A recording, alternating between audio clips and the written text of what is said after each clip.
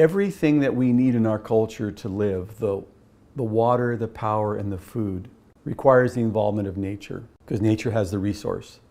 But throughout history, the water that we have, the power that we get, and the food we get has damaged the environment.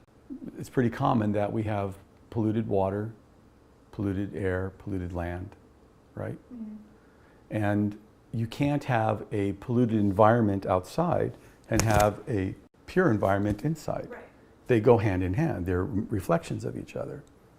So a Viridis living system is the first time in known history where we can purify water, produce energy, and grow food and have zero environmental impact, mm-hmm. where we actually benefit the environment. Mm-hmm. Where that's unheard of. Yeah. Power plants burn coal or oil or gas. They produce fly ash, which is laced with mercury, and it's just toxic. Mm-hmm. And it just sits in the ground for eons. Mm-hmm. And carbon in the air, mm-hmm. produces toxins that people have to breathe. And then you've got the mercury in the oceans and the rivers, all the different types of industry that have polluted the environment. Mm-hmm. We can clean all that up at the same time that we clean up the inner environment by providing clean water, green energy, and this pristine food for people. So it's very unusual.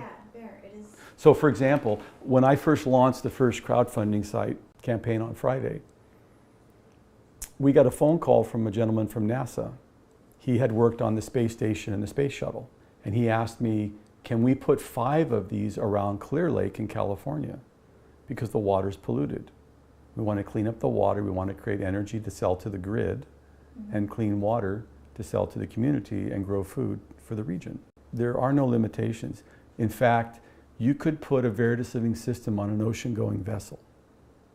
It could pull seawater out of the ocean, purify the water, take the salt solids from the extraction process, mm-hmm. turn it into a plasma gas, run a turbine, produce electrical energy to propel the boat, provide clean water for the people on the boat, and also power to run the boat and food.